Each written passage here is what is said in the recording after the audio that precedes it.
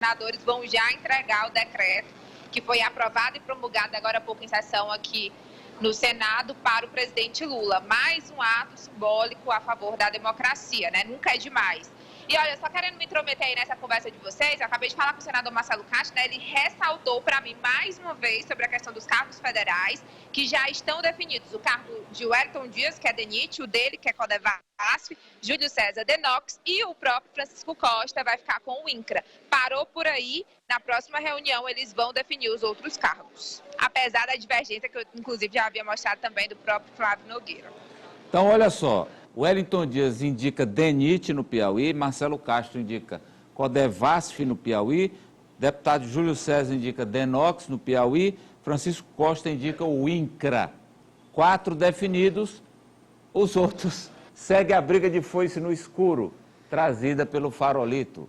Não deve ser uma coisa boa a briga de foice no escuro. Não deve ser uma coisa muito boa, não. Mas vamos lá, você vai caminhar de novo, Raniel? Com quem agora? Tudo indica, com os senadores. Estamos aqui, ó, o Pacheco acabou de entrar há pouco tempo. Ele repetiu aqui para a gente que ele já havia falado, inclusive aqui em sessão, antes de abrir a votação desse projeto de decreto legislativo.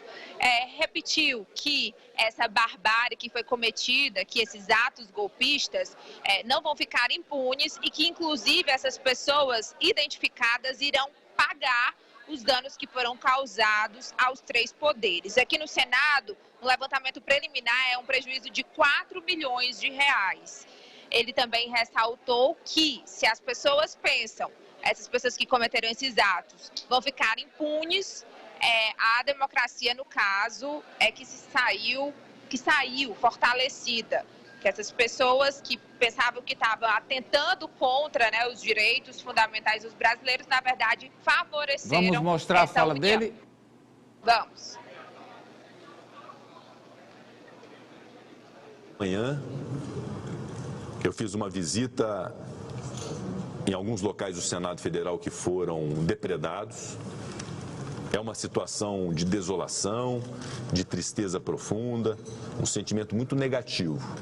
Mas se essas pessoas que praticaram esses crimes no dia 8 de janeiro acreditavam que pudessem fazer algo de relevante para o Brasil, fizeram, além de depredar patrimônio público de todos os cidadãos brasileiros, fizeram foi unir mais as instituições do nosso país. Mais do que nunca, o Poder Legislativo, esta Casa, o Senado Federal, estarão unidos ao Poder Judiciário e ao Poder Executivo, numa união indissolúvel que constitui a República Federativa do Brasil, para poder fazer prevalecer a democracia e a democracia para sempre. A previsão, Amadeu, é que essas obras aqui de reparos no Senado só acabem no fim de fevereiro.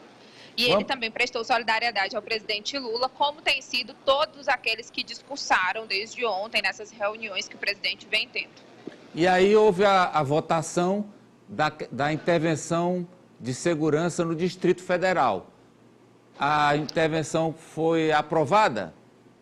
Sim, Amadeu, 71 dos 81 senadores marcaram presença de forma híbrida, alguns online, outros aqui presencialmente no plenário do Senado, e foi aprovada de forma simbólica. Porém, aqueles que votaram não, ou seja, contrário a esse projeto de decreto legislativo que prevê a intervenção na área de segurança do Distrito Federal, que já tem, inclusive, o interventor, Ricardo Capelli, que já está atuando, que já mudou o comando da PM aqui no Distrito Federal. Esses que votaram não, eles fizeram apenas ali o registro contrário a esse projeto. A gente tem uma cartela aí. Exato. Com os que votaram, Ari? Vamos lá. Com os que votaram contra a intervenção na segurança de Brasília, olha só. Carlos Portinho, Luiz Carlos Reis... Na verdade é Portinho. Portinho. Carlos Portinho, Luiz Carlos Reis, Zequinha Marinho, Carlos Viana, Eduardo Girão, aqui do Podemos do Ceará, Flávio Bolsonaro, Plínio Valério e Stevenson Valentim. Todos da base do presidente Jair Bolsonaro, nenhuma surpresa. Carlos Portinho, inclusive, é atual líder do PL aqui na casa. E aí a manchete da Raniele, Ari? Sim. Olha o que a Raniele traz de manchete. Você ficou curioso, não foi, Ari? Fiquei bastante. Eu também, mas você não quis me responder? Não, a manchete é dela, como é que eu vou responder? Ah, então roda aí a manchete da Raniele. Senadores bolsonaristas raiz votam contra a intervenção de segurança no DF. Ciro vota a favor. Por que você ficou curioso? Porque eu achei que o Ciro era raiz. Sério, Ari? Raniele. Olha, acabei até de mandar aí para ver se a gente consegue mostrar o post que o senador Ciro Nogueira fez agora há pouco nas suas redes sociais, dizendo que está de volta aqui ao Senado, né? Ele, inclusive, ressaltou o seguinte: embora em circunstâncias adversas, é sempre bom voltar para casa. Né? Ele reconhece, né, o processo que o Brasil está vivendo e, inclusive, ele foi um dos que não votou ao contrário.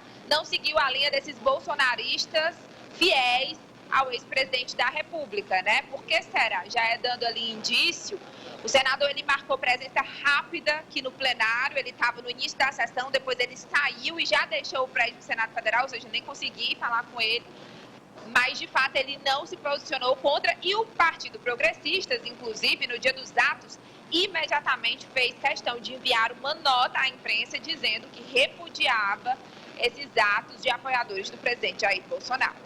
E tem um trecho aí, você entrevistou o senador piauiense Elmano Ferrer, do Progressistas, Elmano Ferrer, que se manifestou contra tudo que... falou até... vamos ver o que... Ele votou, né, favorável à intervenção e se manifestou contra toda a truculência, o golpismo de domingo em Brasília. Vamos colocar um trecho aí do que falou Elmano. Também aqui no Senado da República, aprovação por caráter simbólico e sem grandes discussões, né? Então, foi um ato normal, né? Mas é uma posição sua, inclusive, o senhor é a favor disso? Acha que realmente foi necessário essa intervenção?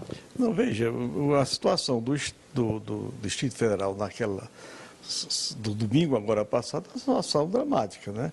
E realmente foi decretada em decorrência que os três poderes do Estado Nacional, do Estado brasileiro, foram atingidos fisicamente, né? Foi um momento de vandalismo, né? Quer dizer, quando chegaram do Supremo Tribunal, nas instalações do Supremo, do Congresso Nacional e também do Congresso Nacional e do Poder Executivo. Eu acho que não tem a parte que ele falou que foi um ato de vandalismo, mas ele falou que foi um ato de vandalismo, né, e que não apoiava esse tipo de ato. Só lembrando que o senador Elmano Ferrer era o vice-líder do presidente Jair Bolsonaro aqui no Senado. E você conversou também com o senador Marcelo Castro agora há pouco, e você conversou com ele sobre esse clima em Brasília. Sim, ele inclusive é um dos senadores que vão sair daqui, da onde a gente está nesse momento. A gente está esperando a saída dos senadores até o Palácio do Planalto para entregar para Lula a aprovação desse decreto. Elmano Ferrer, eu perguntei se ele viria, ele disse que não, né? Aí já seria demais, de fato. Mas Marcelo Castro, ele está aqui, inclusive, na presidência do Senado, e ele classificou esses atos aí como crimes e que esses bandidos vão para a cadeia. Vamos escutar um trecho da fala dele. Vamos agora, os senadores que estão aqui em Brasília, em caminhada, saindo aqui do Congresso Nacional, vamos ao Palácio do Planalto entregar esse ato, né, aprovado agora pelo Congresso Nacional, esse decreto do presidente Lula, determinando a intervenção na segurança aqui do Distrito Federal. Foi votado simbolicamente na Câmara, foi votado simbolicamente no Senado, e isso tem um simbolismo para demonstrar de que a sociedade brasileira está unida.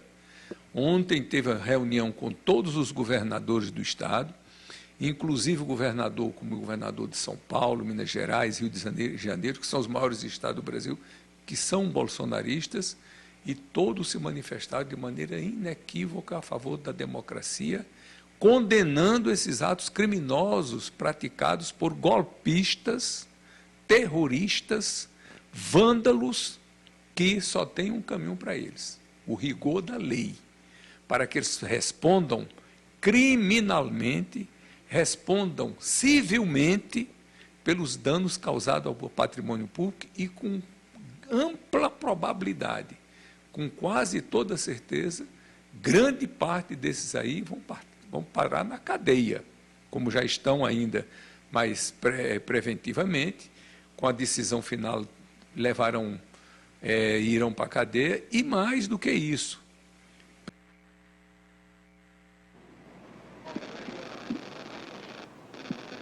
Então a fala do senador Marcelo Castro. Dá essa informação aí, Ranieri, do Tribunal de Contas da União, bloqueando bens. Vamos lá. O Ministério Público de Contas pediu bloqueio dos bens, tanto do presidente Jair Bolsonaro, quanto do governador aqui do Distrito Federal, Ibanez Rocha, que está afastado. Uma decisão agora há pouco do subprocurador, tem inclusive aí o documento oficial em que ele pede esse bloqueio, né, por risco, e também investigações que os dois são alvos nesse momento após esses atos, uma vez que a principal linha de investigação que a Polícia Federal vai seguir é saber quem financiou esses atos. Ontem, o ministro da Justiça, Flávio Dino, respondeu uma pergunta minha dizendo que já foram identificados esses financiadores em 10 estados. E aí, como um dos principais, né, líderes, no caso, que eles interpretam como incentivadores desses atos, Bolsonaro, que está, inclusive, ainda nos Estados Unidos e que já foi até feito pedido de extradição do ex-presidente da República, foi bloqueado também a decisão aí de bloqueio da conta dele, assim como de Ibanez Rocha. Sobre Bolsonaro, ele anunciou que pretende retornar antes do final do mês. Pensava passar o mês de janeiro inteiro nos Estados Unidos, mas que pretende, esse plano foi modificado e ele deve retornar antes. Foi a última mensagem dele nas redes sociais. Vamos aguardar. Inclusive, por questão de saúde, né, Amado? Ele vai voltar por questão de saúde, porque ele passou por mais uma intervenção por causa daquela facada, né, que ele levou em 2018, já passou por 5 cirurgias, e a última cirurgia ele teve várias aderências, e toda vez que ele tem uma crise desse tipo, ele precisa ser internado, e ontem ele postou, inclusive, uma foto nas redes sociais em um hospital da Flórida. Bem, Ranieri, eu quero homenagear aqui você e o Grupo Meu Norte Comunicação nas imagens de ontem à noite, históricas, que você fez, a única TV aberta do Brasil que fez o registro histórico da caminhada, né, do presidente da República, a presidente do Supremo e o presidente em exercício do Congresso, Veneziano Vital, e os governadores de 25 estados saindo do Palácio do Planalto, a sede do Executivo, em direção ao Supremo, sede do Judiciário, e como que amalgamando a democracia brasileira e blindando-a de tudo a partir de agora, blindando a democracia brasileira de quaisquer tempestades, bombardeios, intempéries. Eu acho que esse gesto aí foi uma comunicação ao Brasil e ao mundo de que essa democracia que a gente vive desde a Constituição de 88, são 35 anos, é isso? De lá para cá, se eu estou contando certo, são 35 anos, de 88 para cá? Matemática Me ajudem, matemática não é a minha área. Isso, são 35. São 35 anos de uma democracia que veio para ficar. E o golpismo de 8 de janeiro apenas veio e testou a resiliência da democracia, que resistiu com vigor.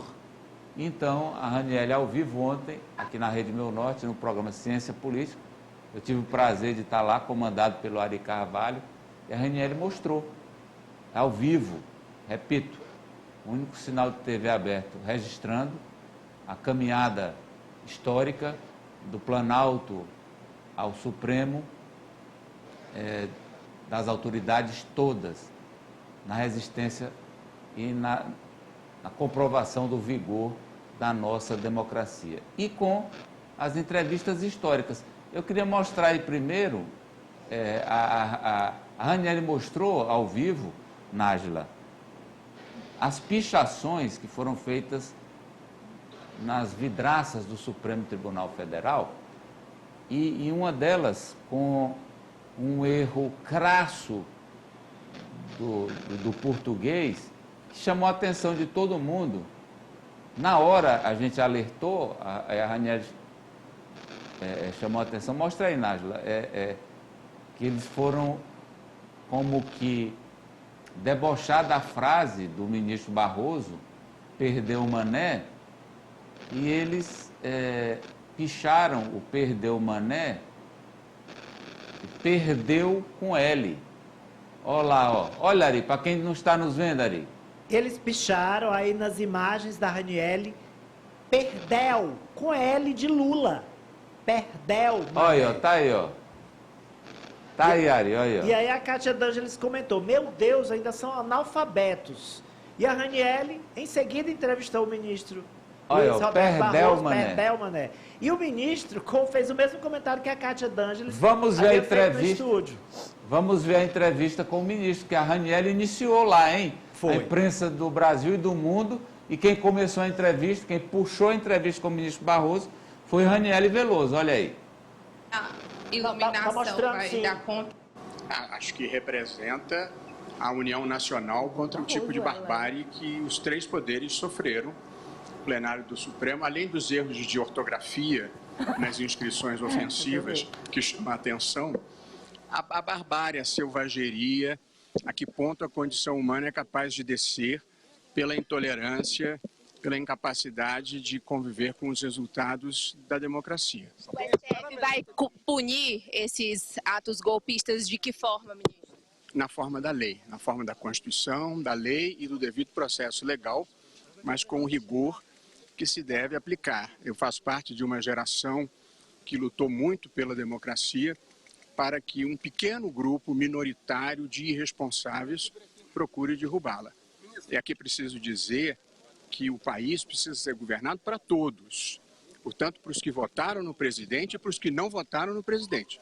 Eles são apenas os terroristas. Todos os demais são pessoas que devem ser incorporadas à cidadania. E para fechar a noite da cobertura histórica do Grupo Meu Norte de Comunicação, do trabalho da Ranieri, a entrevista com o presidente Lula. E o trecho principal que a gente registra para vocês.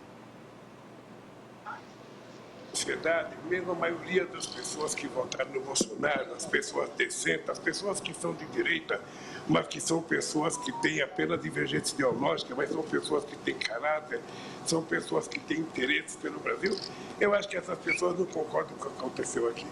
O que aconteceu aqui deve ser apenas o interesse de uma pequena minoria, de um bando de vândalos, de um bando de bandidos que fizeram isso, e nós vamos descobrir. É mais cedo ou mais tarde a gente vai descobrir quem é que financiou. Tem gente financiando, tem gente que pagou para vir aqui e tem gente que fomentou acontecer o que aconteceu aqui.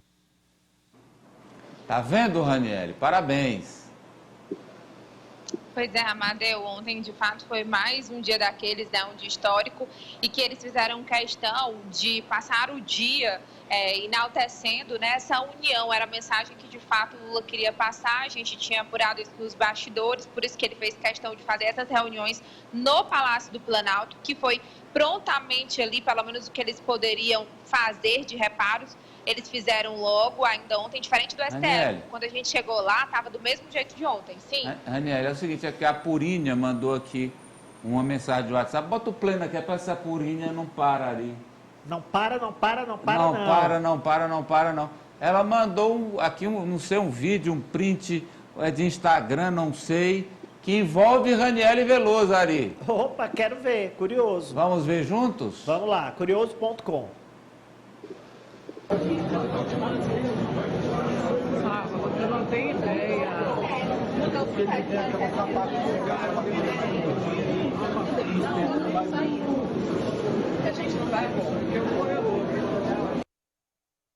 É o flagrante, Ari, de Délis Ortiz.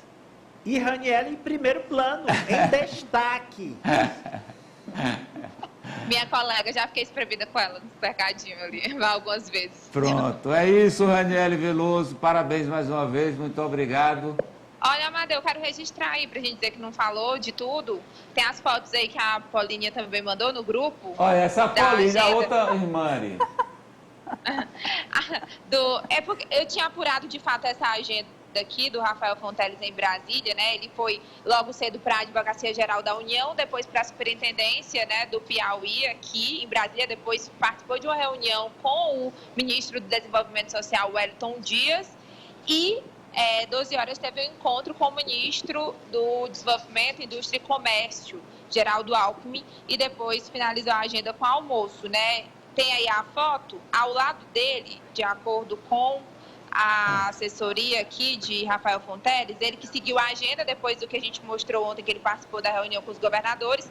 Tem aí o Vitor Hugo, que é o presidente da Invest Piauí, esse de gravata vermelha, e o André Horta, que é o secretário da SURP, que é essa Superintendência de Representação do Governo do Estado aqui em Brasília.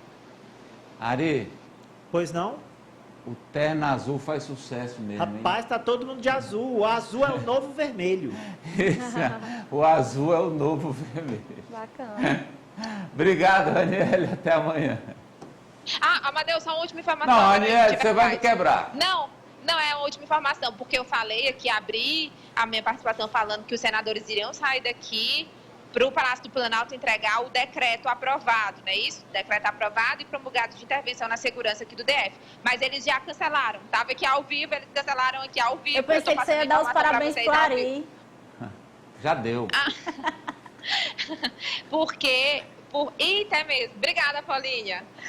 É porque... Raniele. Porque não concentrou o número de senadores e deputados federais. Agora eles vão deixar para amanhã. Eles querem deputados e senadores para entregar esse documento a Lula. E a CPI também, a última informação, eles vão sim, de acordo com o Pacheco, eles vão sim abrir uma CPI para investigar esses atos, mas só em fevereiro, porque 27 novos senadores vão tomar posse, eles vão precisar coletar as assinaturas novamente, mas eles já estão contando com